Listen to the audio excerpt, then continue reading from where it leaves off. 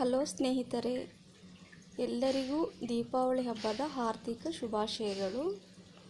ದೀಪಾವಳಿ ಹಬ್ಬ ಅಲ್ವಾ, ಹಾಗಾಗಿ ಇವತ್ತು ನಾನು ನಿಮಗೆ ಹೋಳಿಗೆ ಮತ್ತು ಹೋಳಿಗೆ ಸಾರು ಯಾವ ರೀತಿ ಮಾಡೋದು ಅಂತ ತೋರಿಸೋಣ ಅಂತ. ಇವಾಗ ಇಲ್ಲಿ ಜಸ್ಟ್ ನಾನು ಪೂಜೆ ಮಾಡ್ಕೊಂಡಿದ್ದೀನಿ. ಪೂಜೆ ಮಾಡಿ ಸಾಯಂಕಾಲ ಎಲ್ಲ ಲಕ್ಷ್ಮೀ ಪೂಜೆಗೆ ನಾನು ರೆಡಿ ಮಾಡಬೇಕು. ಹೊರಗಡೆ ಇಲ್ಲಿ ದೇವ್ರ ಮನೇಲಿ ಆಗಲ್ಲ, ಹಾಗಾಗಿ ಹೊರಗಡೆನೇ ಸ್ವಲ್ಪ ಚಿಕ್ಕದಾಗಿ ಕಳಸ ಇಟ್ಟು ದೀಪಾವಳಿ ಪೂಜೆನ ನಾವು ಮಾಡ್ತೀವಿ. ಈಗ ಜಸ್ಟ್ ನಾನು ಮನೆ ಪೂಜೆ ಮಾಡ್ಕೊಂಡಿದ್ದೀನಿ. ಇಲ್ಲಿ ನೋಡಿ, ಕಡಲೆಬೇಳೆನ ಬೇಯಿಸ್ಲಿಕ್ಕೆ ಇಟ್ಟಿದ್ದೀನಿ. ಇಲ್ಲಿ 1 kg ಕಡಲೆಬೇಳೆ ಇದು ಸ್ನೇಹಿತರೆ. ನೋಡಿ, 1 kg ಕಡಲೆಬೇಳೆನ ಚೆನ್ನಾಗಿ ಬೇಯಿಸಬೇಕು. ಹಾಗೆ 1 kg ಕಡಲೆಬೇಳೆಗೆ ಇಲ್ಲಿ 1 kg ಬೆಲ್ಲ ತೊಗೊಂಡಿದ್ದೀನಿ. ಕೆಲವರು ತೊಗರಿಬೇಳೆ ಯೂಸ್ ಮಾಡ್ತಾರೆ, ಗ್ಯಾಸ್ಟ್ರಿಕ್ ಆಗುತ್ತೆ, ಇದು ನಮಗೆ ಕಡಲೆಬೇಳೆ ಸೂಟ್ ಆಗಲ್ಲ ಅನ್ನೋರು ನೀವು ತೊಗರಿಬೇಳೆ ಕೂಡ ಯೂಸ್ ಮಾಡ್ಕೋಬೋದು. ಇಲ್ಲಿ ನಾನು ಕಡಲೆಬೇಳೆ ಯೂಸ್ ಮಾಡ್ತಾಯಿದ್ದೀನಿ. ಗ್ಯಾಸ್ಟ್ರಿಕ್ ಆಗಬಾರ್ದು ಅಂದರೆ ನೀವು ಹಸಿ ಶುಂಠಿ ಬದಲು ಇಲ್ಲಿ ಹಸಿ ಶುಂಠಿ ಯೂಸ್ ಮಾಡೋಕ್ಕಾಗಲ್ಲ, ಹಾಗಾಗಿ ಒಣ ಶುಂಠಿ ಪೌಡ್ರ್ ಸಿಗುತ್ತೆ, ಅದನ್ನು ನೀವು ಹಾಕ್ಬೋದು ಇದರಲ್ಲಿ. ಇಲ್ಲಿ ಸ್ನೇಹಿತರೆ, ಇಲ್ಲಿ ಬಿಸಿ ನೀರು, ಈಗ 1 kg ಬೇಳೆಗೆ ಕುದಿಯುವಾಗ ಸ್ವಲ್ಪ ನೀರು ಕಡಿಮೆ ಆಗ್ತಾ ಇರುತ್ತೆ, ಹಾಗಾಗಿ ಸೈಡಲ್ಲಿ ಬಿಸಿ ನೀರನ್ನೇ ಇಟ್ಕೊಳ್ಳಿ. ನೀರು ಕಡಿಮೆ ಅನಿಸಿದರೆ ನೀವು ಬಿಸಿ ನೀರನ್ನ ಆ್ಯಡ್ ಮಾಡ್ತಾ ಹೋಗ್ಬೋದು. ತಣ್ಣೀರು ಹಾಕೋದ್ರಿಂದ ಏನಾಗುತ್ತೆ, ಕಾಳುಗಳು ರಫ್ ಆಗಿ ಬಂದುಬಿಡುತ್ತೆ, ಬೇಗ ಬೇಯಲ್ಲ. ಹಾಗಾಗಿ ಸೈಡಲ್ಲಿ ನಾನು ಬಿಸಿ ನೀರು ಇಟ್ಟಿರ್ತೀನಿ. ಇಲ್ಲಿ ನೋಡಿ, ಇಲ್ಲಿ ಒಣ ಶುಂಠಿ ಪೌಡ್ರು ಕೂಡ ನಾನು ಸೈಡಲ್ಲಿ ತೆಗೆದಿಟ್ಕೊಂಡಿದ್ದೀನಿ. ಹಾಗೆ ಇದು ಏಲಕ್ಕಿ ಪುಡಿ ಕೂಡ ತುಂಬಾ ಒಳ್ಳೆಯದು, ಹಾಗಾಗಿ ಪುಡಿ ಮಾಡಿ ಇಟ್ಕೊಂಡಿದ್ದೀನಿ.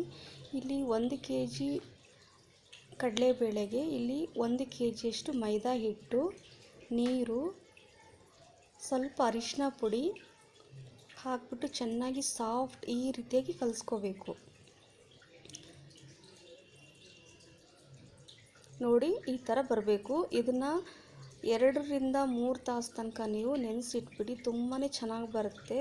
ಹೋಳಿಗೆ ತುಂಬ ಸಾಫ್ಟ್ ಬರುತ್ತೆ ಹಾಗೂ ರುಚಿಯಾಗಿ ಕೂಡ ಬರುತ್ತೆ. ಈಗ ಈ ರೀತಿ ಕಲಿಸ್ಬಿಟ್ಟು ಸ್ವಲ್ಪ ಎಣ್ಣೆ ಜಾಸ್ತಿ ಹಾಕಿ ಸ್ನೇಹಿತರೆ, ಅಂದರೆ ತುಂಬ ಸಾಫ್ಟ್ ಬರುತ್ತೆ. ಸೊ ಇದನ್ನ ಮುಚ್ಚಿಟ್ಬಿಡಿ, ಸ್ವಲ್ಪ ಹೊತ್ತು ನೆನೆಯುತ್ತೆ ಹಿಟ್ಟು. ಸೊ ಇಲ್ಲಿ ನೋಡಿ, ಬೇಳೆ ಕೂಡ ಬೇಯ್ತಾ ಇದೆ, ನೋಡ್ಕೊಳ್ಳಿ, ಪ್ರೆಸ್ ಮಾಡಿ. ಆ ಬೇಳೆ ಪ್ರೆಸ್ ಮಾಡಿದಾಗ ಸಾಫ್ಟ್ ಬರಬೇಕು, ಅಂದರೆ ಅದು ಬೆಂದಿದೆ ಅಂತ ಅರ್ಥ. ನೋಡಿ, ಅವಾಗ ನೀವು ಚೆಕ್ ಮಾಡ್ತಾ ಇರಬೇಕು, ಸೈಡಲ್ಲಿ ಬಿಸಿನೀರು ಇಟ್ಕೊಳ್ಳಿ. ಸೊ ಈಗ ಇದು ಬೇಳೆ ಬೆಂದಿದೆ. ಕಟ್ಟನ್ನು ಈ ರೀತಿಯಾಗಿ ಒಂದು ಪಾತ್ರೆಯಲ್ಲಿ, ಬೇರೆ ಪಾತ್ರೆಯಲ್ಲಿ ಈ ರೀತಿ ತಗೊಳ್ಳಿ. ಇದೇ ರೀತಿ ನಾನು ತೆಗಿತಾ ಇದ್ದೀನಿ ಸಪ್ರೇಟಾಗಿ. ಅದರ ನಂತರ ಆ ಬೇಳೆಗೆ 1 kg ಬೆಲ್ಲ, ಇದು ಆರ್ಗ್ಯಾನಿಕ್ ಬೆಲ್ಲ ಆಗೋದ್ರಿಂದ ನಾನು ಡೈರೆಕ್ಟ್ ಹಾಕ್ತಾ ಇದ್ದೀನಿ. ಕೆಲವರು ಇದನ್ನ ಸ್ವಲ್ಪ ನೀರು ಹಾಕ್ಬಿಟ್ಟು ಸೋಸಿಬಿಟ್ಟು ಕೂಡ ಹಾಕ್ಕೋಬೋದು ನೀವು. ಇಲ್ಲಿ ನಾನು ಡೈರೆಕ್ಟ್ ಬೆಲ್ಲವನ್ನು ಪುಡಿ ಮಾಡಿ ಹಾಕ್ಕೊಳ್ತಾ ಇದ್ದೀನಿ. ಸ್ವಲ್ಪ ಲೋ ಫ್ಲೇಮಲ್ಲಿ ಇಟ್ಬಿಟ್ಟು ಸ್ವಲ್ಪ ಬೆಲ್ಲ ಕರಗೋ ತನಕ ಮಿಕ್ಸ್ ಮಾಡ್ಕೊಳ್ಳಿ. ಏಲಕ್ಕಿ ಪುಡಿ ಹಾಗೆ 2 ಟೇಬಲ್ ಸ್ಪೂನಷ್ಟು ಒಣಶುಂಠಿ ಪುಡಿ ಹಾಕಿ ಮಿಕ್ಸ್ ಮಾಡ್ಕೊಳ್ಳಿ. ಇದರಿಂದ ನಮಗೆ ಡೈಜೆಷನ್ ಕೂಡ ಆಗುತ್ತೆ, ಗ್ಯಾಸ್ಟ್ರಿಕ್ ಕೂಡ ಆಗಲ್ಲ, ಹಾಗಾಗಿ ಅದನ್ನು ಹಾಕಲೇಬೇಕು. ಸೊ ಅದನ್ನು ಎತ್ತಿಟ್ಬಿಡಿ, ಸ್ವಲ್ಪ ಮೀಡಿಯಮ್ ಅದು ಆರಬೇಕು, ಫುಲ್ ಆರಕ್ಕೆ ಬಿಡಬೇಡಿ. ಅಲ್ಲಿವರೆಗೂ ನಾವು ಬಸ್ತಿರ್ತೀವಲ್ವ ಕಟ್ಟನ್ನು, ಅದರ ಸಾಂಬಾರು ಮಾಡ್ಕೊಳ್ಳೋಣ. ಹೋಳಿಗೆ ಸಾರು, ಜೀರಿಗೆ, ಹಸಿಮೆಣಸಿನಕಾಯಿ, ಶುಂಠಿ, ಬೆಳ್ಳುಳ್ಳಿ ಹಾಗೆ ಕೊತ್ತಂಬರಿ ಸೊಪ್ಪು ಇವೆಲ್ಲವನ್ನು ಮಿಕ್ಸಿಗೆ ಹಾಕ್ಕೋಬೇಕು. ನೋಡಿ, ಈ ರೀತಿ ಪೇಸ್ಟ್ ಮಾಡ್ಕೊಳ್ಳಿ.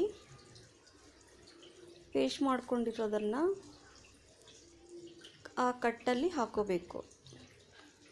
ಹಾಕ್ಕೊಂಬಿಟ್ಟು ಅದನ್ನು ಗ್ಯಾಸಲ್ಲಿ ಇಟ್ಬಿಟ್ಟು ಚೆನ್ನಾಗಿ ಕುದೀಲಿಕ್ಕಿಡಿ. ಅದು ಕುದೀತಾ ಇರುತ್ತೆ, ಸೈಡಲ್ಲಿ ಒಗ್ಗರಣೆ ಹಾಕ್ಕೊಳ್ಳೋಣ. ಇಲ್ಲಿ ಶೇಂಗಾ ಎಣ್ಣೆ ಯೂಸ್ ಮಾಡ್ತಾಯಿದ್ದೀನಿ ನಾನು. ಸ್ವಲ್ಪ ಶೇಂಗಾ ಎಣ್ಣೆ ಹಾಕ್ಕೊಳ್ಳಿ, ಸಾಸಿವೆ, ಜೀರಿಗೆ, ಸ್ವಲ್ಪ ಹಿಂಗೆ ಹಾಕ್ಕೊಳ್ಳಿ,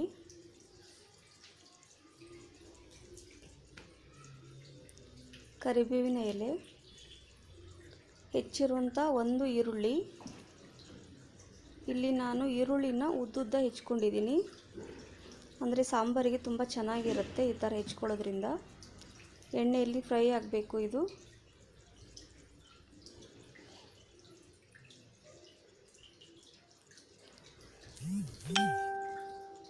ಒಣ ಮೆಣಸಿನಕಾಯಿ 4ರಿಂದ 5,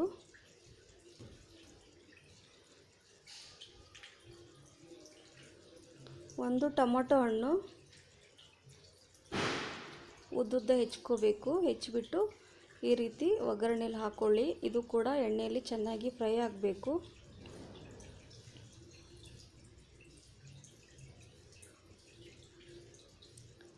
ಅರ್ಧ ಟೇಬಲ್ ಸ್ಪೂನಷ್ಟು ಅರಿಶಿನ ಪುಡಿ,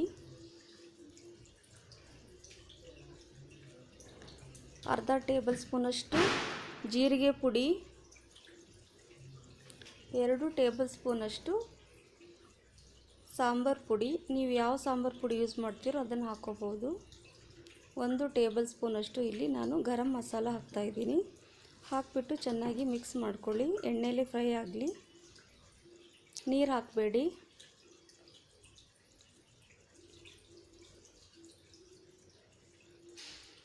ಈ ರೀತಿ ಚೆನ್ನಾಗಿ ಇದು ಎಣ್ಣೆಲಿ ಫ್ರೈ ಆಗೋದ್ರಿಂದ ತುಂಬ ಟೇಸ್ಟಿಯಾಗಿ ಬರುತ್ತೆ ಸಾಂಬಾರು. ಹಾಗಾಗಿ ಈ ರೀತಿ ಮಾಡ್ಕೊಳ್ಳಿ. ಸೊ ಈಗ ಇದು ಫ್ರೈ ಆಗಿದೆ ನೋಡಿ. ಒಗ್ಗರಣೆ ಹಾಕೋಣ.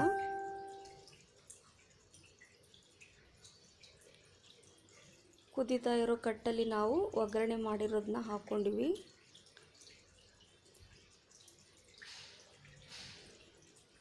ನೋಡಿ ತುಂಬ ಚೆನ್ನಾಗಿ ಬಂದಿದೆ ಸಾಂಬಾರು.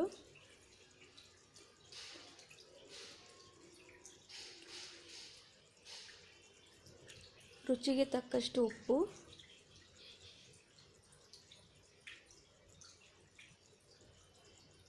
ಇಲ್ಲಿ 4ರಿಂದ 5 ಟೇಬಲ್ ಸ್ಪೂನಷ್ಟು ಹುಣಸೆ ರಸ ಹಾಕ್ಕೊಳ್ಳಿ.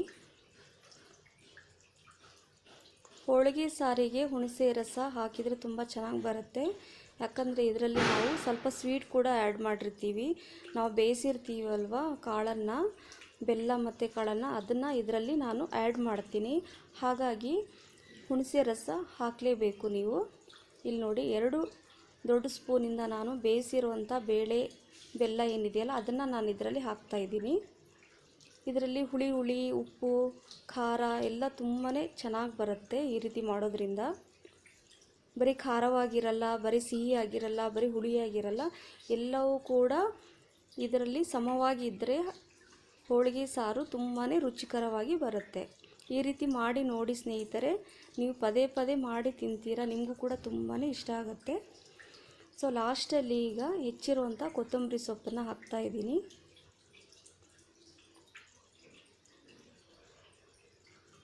ಎಲ್ಲರೂ ಇಷ್ಟಪಟ್ಟು ಅನ್ನನ ತಿಂತಾರೆ. ರೈಸಿಗೆ ಇದು ತುಂಬಾ ಚೆನ್ನಾಗಿರುತ್ತೆ, ರುಚಿಯಾಗಿರುತ್ತೆ. ಸೊ ಈಗ ಸಾಂಬಾರು ರೆಡಿ ಆಯಿತು. ಈಗ ಇಲ್ಲಿ ಬೇಳೆ ಮತ್ತು ಬೆಲ್ಲ ಏನಿದೆ ಹಾಕಿ ನಾವು ಮಿಕ್ಸ್ ಮಾಡಿಟ್ಟಿದ್ವಲ್ವ ಹೂರಣ ಮಾಡ್ಕೊಳ್ಳಿಕ್ಕೆ, ಸೊ ಅದು ತುಂಬ ತಣ್ಣಗಾಗಬಾರ್ದು ಅಂತ ಹೇಳಿದ್ದೆ ನೋಡಿ. ಇನ್ನೂ ಬಿಸಿ ಇದೆ ಅದು. ಅದನ್ನು ಈಗ ಮಿಕ್ಸಿ ಜಾರಲ್ಲಿ ಹಾಕ್ಕೊಳ್ತಾ ಇದ್ದೀನಿ. ಸ್ವಲ್ಪ ಬಿಸಿ ಇದ್ದರೆ ಏನಾಗುತ್ತೆ, ಮಿಕ್ಸಿ ಜಾರಲ್ಲಿ ಹಾಕ್ಕೊಂಡು ನಾವು ರುಬ್ಬೋದ್ರಿಂದ ತುಂಬ ಫೈನ್ ಪೇಸ್ಟ್ ಆಗುತ್ತೆ ಅಂತ ಅಷ್ಟೇ. ಈಗ ಇದನ್ನು ರುಬ್ಕೊಳ್ತಾ ಇದ್ದೀನಿ ನೋಡಿ. ತುಂಬ ಚೆನ್ನಾಗಿ ಬಂದಿದೆ, ಹೂರಣ ತುಂಬ ಸಾಫ್ಟಾಗಿ ಬಂದಿದೆ ನೋಡಿ. ಈ ರೀತಿಯಾಗಿ ಬರಬೇಕು. ಸೊ ಎಲ್ಲ ನಾನು ಬೇಳೆನ ಹೂರಣನ ಈ ರೀತಿಯಾಗಿ ರುಬ್ಕೊಂಡಿದ್ದೀನಿ.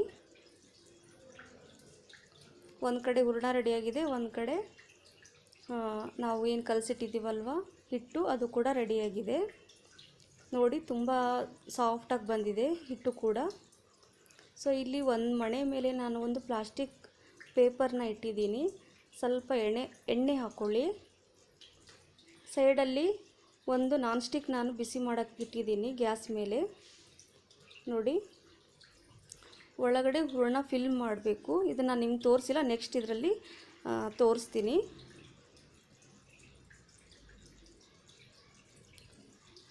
ನೋಡಿ ಈ ರೀತಿ ಒಳಗಡೆ ಹೂರಣ ಫಿಲ್ ಮಾಡಿ ಈ ರೀತಿ ನೀವು ಸ್ವಲ್ಪ ಮೇಲೆ ಎಣ್ಣೆ ಹಾಕಿಬಿಟ್ಟು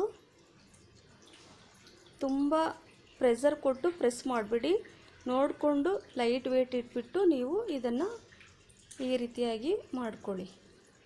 ನಾನು ಹೇಗೆ ಮಾಡ್ತಾಯಿದ್ದೀನಲ್ವ ಇದೇ ರೀತಿಯಾಗಿ ಸಾಫ್ಟಾಗಿ ಮಾಡ್ಕೋಬೇಕು.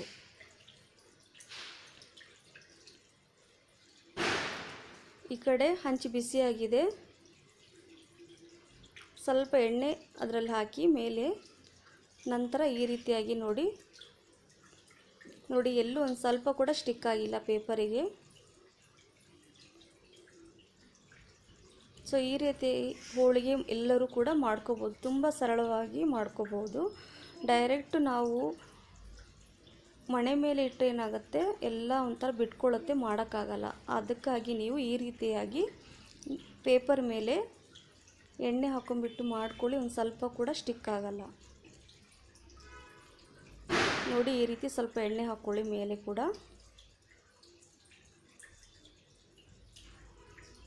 ಹೂರಣನ ಅದಕ್ಕೆ ಹಿಟ್ಟು ಎಷ್ಟು ತೊಗೊಂಡಿರ್ತೀರೋ ಅಷ್ಟೇ ನೋಡ್ಕೊಂಬಿಟ್ಟು ಎಷ್ಟು ಫಿಲ್ ಮಾಡಬೇಕು ಅಷ್ಟು ಮಾತ್ರ ಹಾಕ್ಕೊಳ್ಳಿ. ಈ ಕಡೆ ಹೋಳಿಗೆ ಬೇಯ್ತಾ ಇದೆ, ಕರೆಕ್ಟಾಗಿ ಬೇಯಿಸ್ಕೊಳ್ಳಿ. ತುಂಬ ಚೆನ್ನಾಗಿ ಬಂದಿದೆ, ತುಂಬ ಸಾಫ್ಟ್ ಕೂಡ ಬಂದಿದೆ.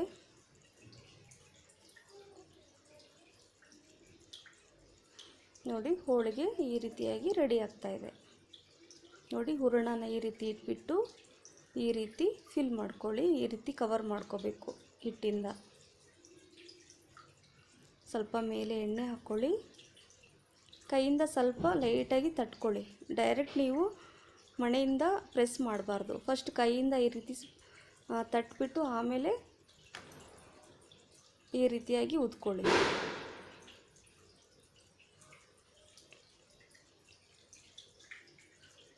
ನೋಡ್ತಾ ಇದ್ದೀರಲ್ಲ ಸ್ನೇಹಿತರೆ, ತುಂಬ ಚಿಕ್ಕದಾಗಲ್ಲ, ನೀವು ಎಷ್ಟು ಬೇಗ ದೊಡ್ಡದು ಬೇಕೋ ಅಷ್ಟು ದೊಡ್ಡದು ಆಗ್ತಾ ಇರುತ್ತೆ ಹೋಳಿಗೆ. ಸ್ವಲ್ಪ ದೊಡ್ಡದಾಗಿ ಮಾಡ್ತಾಯಿದ್ದೀನಿ ನಾನು.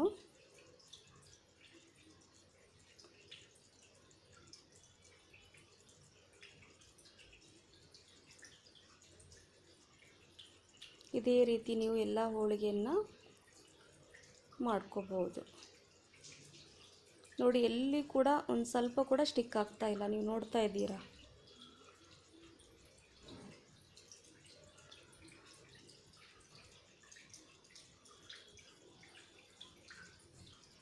ನಾನು ನಿಮಗೆ 4ರಿಂದ 5 ಹೋಳಿಗೆ ಮಾಡೋದನ್ನು ತೋರಿಸ್ತಾ ಇದ್ದೀನಿ. ಯಾಕೆ ಜಾಸ್ತಿ ತೋರಿಸ್ತಾ ಇದ್ದೀನಿ ಅಂದರೆ ನಿಮಗೆ ಕರೆಕ್ಟಾಗಿ ಗೊತ್ತಾಗಲಿ ಅಂತ ನಾನು ತೋರಿಸ್ತಾ ಇದ್ದೀನಿ ಸ್ನೇಹಿತರೆ.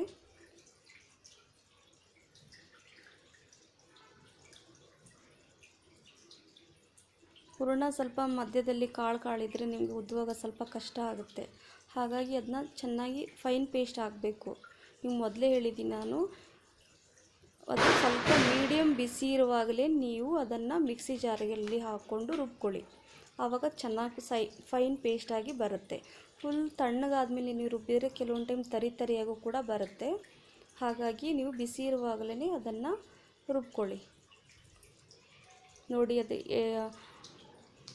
ತುಂಬ ಸಾಫ್ಟಾಗಿ ಬರೋದ್ರಿಂದ ನಾವು ತಟ್ಟಿದ ತಕ್ಷಣವೇ ಅದು ದೊಡ್ಡದಾಗ್ತಾ ಇದೆ, ಅಂದರೆ ಹಿಟ್ಟು ಕೂಡ ಚೆನ್ನಾಗಿ ನೆಂದಿದೆ ಅಂತ ಅರ್ಥ.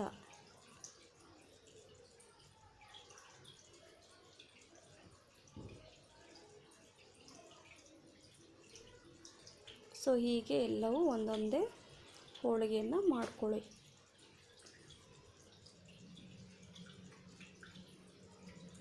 ನಮ್ಮಲ್ಲಿ ದೀಪಾವಳಿ ಸ್ಪೆಷಲ್ ಹೋಳಿಗೆ, ಕಡುಬು ಇದೆಲ್ಲ ನಾವು ಮಾಡ್ತೀವಿ. ಹಾಗಾಗಿ ಇವತ್ತು ನಿಮಗೆ ಬರೀ ನಾನು ಹೋಳಿಗೆ ಮಾಡೋದನ್ನು ತೋರಿಸ್ತಾ ಇದ್ದೀನಿ. ನಿಮಗೆ ಕೆಲವೊಂದು ಡೌಟ್ ಬಂದರೆ ಕಮೆಂಟ್ಸ್ ಮೂಲಕ ತಿಳಿಸಿ, ನಾನು ಇನ್ನೊಂದು ಸಲ ನಿಮಗೆ ಕರೆಕ್ಟಾಗಿ ಇನ್ನೊಂದು ಸಲ ಬೇಕಾದ್ರೆ ತೋರಿಸಿ ಅಂದರೆ ನಾನು ತೋರಿಸ್ತೀನಿ. ಯಾಕಂದರೆ ನಿಮಗೆ ನಾನು ಬೇಳೆ ಕೂಡ ಆಲ್ರೆಡಿ ನಾನು ಬೇಯಿಸ್ಲಿಕ್ಕೆ ಇಟ್ಟಿದ ಮೇಲೇ ತೋರಿಸಿರೋದು, ಮತ್ತು ಹಿಟ್ಟು ಕೂಡ ಅರ್ಧ ಕಲಸಿಬಿಟ್ಟಿದ್ದೆ ನಾನು. ಟೈಮ್ ಇರಲಿಲ್ಲ ನನಗೆ ವಿಡಿಯೋ ಮಾಡಲಿಕ್ಕೆ, ಹಾಗಾಗಿ ನಾನು ಕೂಡ ಅದನ್ನು ಕರೆಕ್ಟಾಗಿ ತೋರಿಸಿಲ್ಲ. ನಿಮಗೇನಾದರೂ ಡೌಟ್ ಇದ್ದರೆ ನನಗೆ ಕೇಳ್ಬೋದು. ನೋಡಿ ಇಲ್ಲಿ ದೀಪಾವಳಿ ಅಲ್ವಾ, ನಾವು ಒಲೆಗೆ ಪೂಜೆ ಮಾಡಿ ನೋಡ್ತಾ ಇದ್ದೀರಲ್ಲ, ದೀಪ ಕೂಡ ಹಚ್ಬಿಟ್ಟು ನಾನು ಇಲ್ಲಿ ಸ್ವೀಟ್ ಮಾಡಲಿಕ್ಕೆ ಸ್ಟಾರ್ಟ್ ಮಾಡಿದ್ದು. ಫಸ್ಟು ಒಲೆ ಪೂಜೆ ಮಾಡಿದ ಮೇಲೆ ನಾವು ಸ್ವೀಟ್ ಮಾಡೋದು. ಹಾಗಾಗಿ ಒಲೆ ಪೂಜೆ ಮಾಡಿ ದೀಪ ಹಚ್ಬಿಟ್ಟು ಹೋಳಿಗೆ ಮಾಡ್ತಾಯಿದ್ದೀನಿ ಸ್ನೇಹಿತರೆ.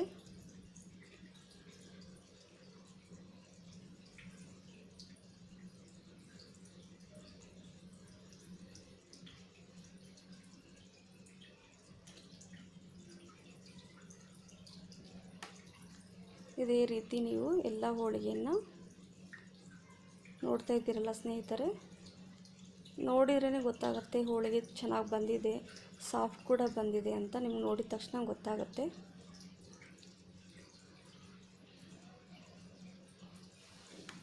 ಇದೇ ರೀತಿ ಎಲ್ಲ ಹೋಳಿಗೆಯನ್ನು ಒಂದೊಂದಾಗಿ ಮಾಡಿಕೊಂಡು ನಾನು ಇಲ್ಲಿ ಪೂಜೆಗೆ ರೆಡಿ ಮಾಡ್ತಾ ಇದ್ದೀನಿ.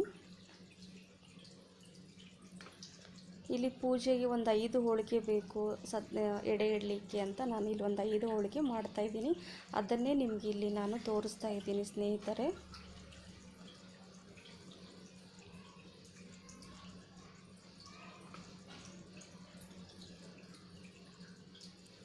ನಿಮಗೆ ಇವತ್ತಿನ ರೆಸಿಪಿ ಎಲ್ರಿಗೂ ಇಷ್ಟ ಆಗಿದೆ ಅಂತ ಅಂದ್ಕೊಂಡಿದ್ದೀನಿ ಸ್ನೇಹಿತರೆ.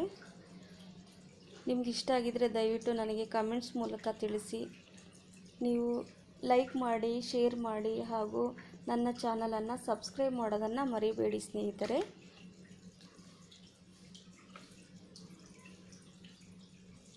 ಸೊ ಹೋಳಿಗೆ ರೆಡಿಯಾಗಿದೆ. ಸೊ ಲೈಕ್ ಮಾಡಿ, ಶೇರ್ ಮಾಡಿ, ಕಮೆಂಟ್ಸ್ ಮಾಡಿ ಹಾಗೂ ಸಬ್ಸ್ಕ್ರೈಬ್ ಮಾಡಿ. Thank you.